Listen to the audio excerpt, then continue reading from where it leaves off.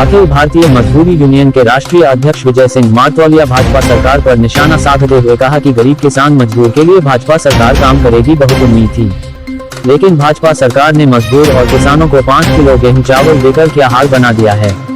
गरीबों को निराशा हाथ लगी, बहुत बुरा हाल हुआ है। किसानों मजदूरों का भाजपा सरकार अदानी अंबानी के लिए काम करती है, गरीब किसान की कोई महत्व नहीं है।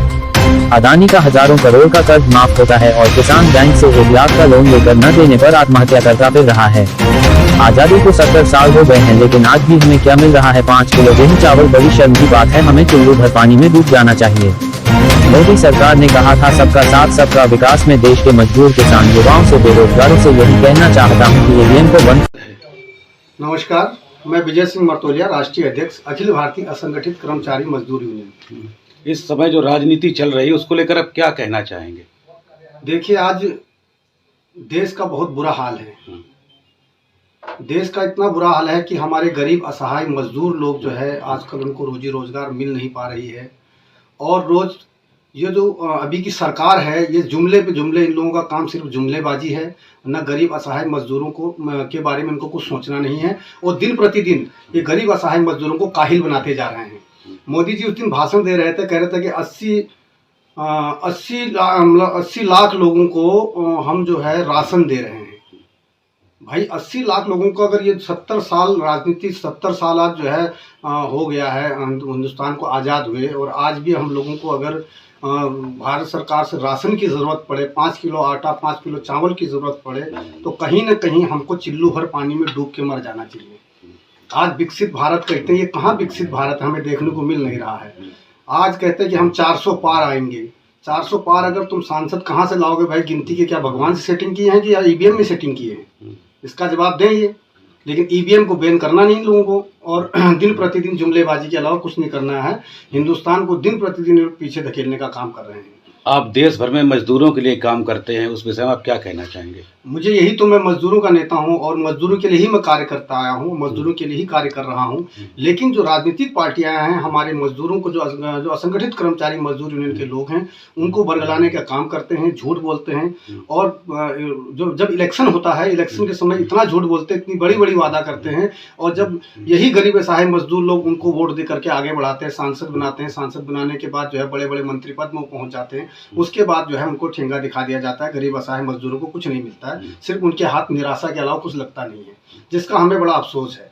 हमें बड़ी उम्मीद थी कि गरीब असहाय मजदूरों की बात भारतीय जनता पार्टी करती है तो कहीं ना कहीं जो है हमारे गरीब असहाय मजदूरों के लिए कुछ न कुछ कार्य करेंगे, लेकिन इन्होंने ऐसा कुछ किया नहीं।